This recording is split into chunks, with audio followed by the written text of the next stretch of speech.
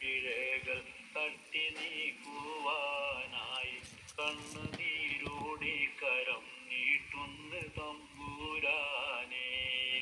വീട്ടിലെ മെത്ത വിരിഞ്ഞ് നമുക്ക് കാട്ടിലാറടി മണ്ണാണ്, ചേരിൽ ചെന്ന് കിടക്കണ നമ്മുടെ മേലെ വരുന്നതും കല്ലാണ്.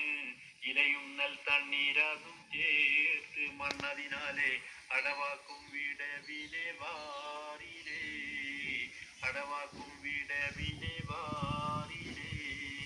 കനമേറും വീതം കല്ലും മണ്ണും അതിന്മീതെ മറവാടും ഖബർ ബഹുജോറിലേ, മറവാടും ഖബർ ബഹുജോറിലേ.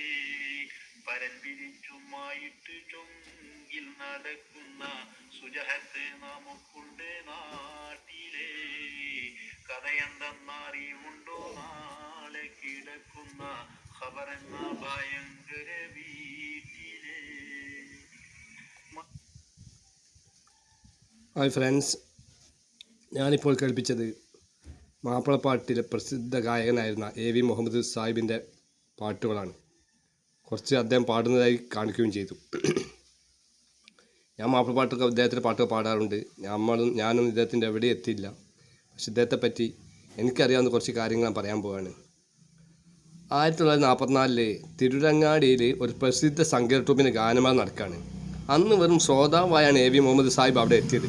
9 വയസ്സേ അന്നുള്ളൂ നമ്മുടെ കഥാനായകന്. മദ്രസയിലും സ്കൂളിലുമെല്ലാം പാട്ടുകൾ പാടാറുണ്ടായിരുന്നു. ആ കുട്ടി ആരോ ഗാനമേളക്കാർക്ക് പരിചയപ്പെടുത്തി കൊടുക്കാൻ വേണ്ടിയാണ് അവിടെ കൊണ്ടുവന്നത്. അവർ കുട്ടികൾ പാട്ട് പാടാനുള്ള അവസരം നേടിക്കൊടുത്ത്. സംഗീതോപകരണങ്ങളുമായി ആദ്യം ബന്ധപ്പെടുകയായിരുന്നെങ്കിലും പരിചയക്കുറവിൻ്റെ അപാധകളൊന്നും സംഭവിക്കാതെ മുഹമ്മദ് സാഹിബ് പാട്ട് പാടി. ഗാനമേള സംഘത്തിലുണ്ടായിരുന്ന ബാബു അദ്ദേഹമാണ് പിന്നീട് പിൽക്കാലത്ത് ബാബുരാജ് എന്ന പ്രസിദ്ധനായ സംഗീത സംവിധായകനായി മാറിയത്.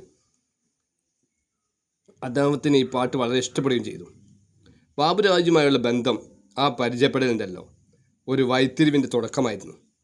ബാബുരാജ് മുഹമ്മദിനെ ഹിന്ദിയിലും മലയാളത്തിലുമൊക്കെയുള്ള കുറേ ഗാനങ്ങൾ പാടിപ്പിച്ച് മുഹമ്മദ് സാഹിബ് അങ്ങനെ പല സ്റ്റേജിലും പാടാനുള്ള അവസരം നൽകിക്കൊടുത്തു. തുടർന്ന് കോഴിക്കോട് അബ്ദുൽ ഖാദറുമായി പരിചയപ്പെടുകയും അദ്ദേഹത്തോടൊപ്പം പല പരിപാടികളും പങ്കെടുക്കുകയുമുണ്ടായി നമ്മുടെ കഥാനായകൻ. ഇടക്കാലത്ത് ബിസിനസ്സുമായി ബന്ധപ്പെട്ട് കർണാടക സ്റ്റേറ്റിന് വർഷങ്ങളോളം കഴിയേണ്ടി വന്നു മുഹമ്മദ് സാഹിബിന്. അവിടെ നിന്ന് 1961 മദ്രാസിൽ പോയി. ബാബുരാജുമായുള്ള ബന്ധം ദൃഢമായി. താനൂർ സ്വദേശിയായ ജമാൽ മുഹമ്മദ് മദ്രാസിയിലെ താമസകാലത്ത് AVക്ക് താങ്ങും തണലുമായിരുന്നു. 1971 ആദ്യമായി ഗ്രാമഫോൺ റെക്കോർഡ് AVയുടെ ശബ്ദം ആലേഖനം ചെയ്യപ്പെട്ടു. മർഹൂം KT മുഹമ്മദ് രചിച്ച ബിസ്മിയും അബ്ദുൽ സലാത്തും നമ്മൾ കേട്ടല്ലോ.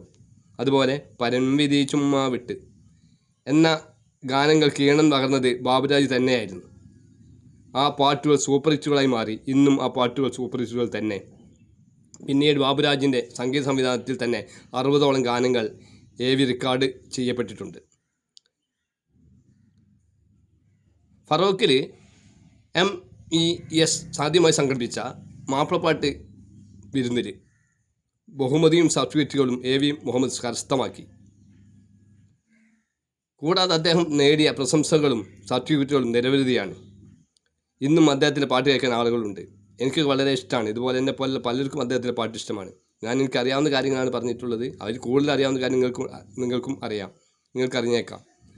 ബാബുരാജിൻ്റെ കൂടെ UAE, ഷാർജ, ബഹ്റൈൻ, ഖത്തർ തുടങ്ങിയ ഗൾഫ് നാടുകളിൽ ഗാനമേള അവതരിപ്പിക്കാൻ മുഹമ്മദ് സാഹിബിന് അവസരം ലഭിച്ചിട്ടുണ്ട്. അബുദാബിയിൽ അവതരിപ്പിച്ച ഗാനമേളയിൽ UAE സ്പോർട്സ് മന്ത്രി റാഷിദ് ഉവൈദ് AVക്ക് പ്രത്യേക പാരിതോഷികം നൽകിയതും എടുത്തു പറയേണ്ട കാര്യമാണ്. അക്കാലത്ത് AV പാടിയ ബഹുഭൂരിഭാഗം പാട്ടുകളും മർഹൂം KT മുഹമ്മദിൻ്റെ രചനകളായിരുന്നു. ഇതാണ് AV മുഹമ്മദ് സാഹിബിനെ പറ്റി എനിക്ക് പറയാനുള്ളത്. നിങ്ങൾക്ക് ഇദ്ദേഹത്തെ പറ്റി കൂടുതൽ അറിവുണ്ടായേക്കാം. എൻ്റെ അറിവ് വെച്ചിട്ട് ഞാൻ പറഞ്ഞതാണ്. തെറ്റുകൾ പറ്റിയിട്ടുണ്ടെങ്കിൽ ക്ഷമിക്കണം. ഓക്കെ, അടുത്ത വീഡിയോയിൽ കാണാം. ഇതുപോലെ ഞാൻ മാപ്പിളപ്പാട്ട് പാടുന്ന ആളായതുകൊണ്ട് മരണപ്പെട്ടു പോയ പല പാട്ടുകാരെ പറ്റിയും എനിക്കറിയാവുന്ന കാര്യങ്ങൾ ഓരോ വീഡിയോ ഞാൻ ചെയ്യുന്നതായിരിക്കും. അടുത്ത വീഡിയോയിൽ കാണാം. ഓക്കെ.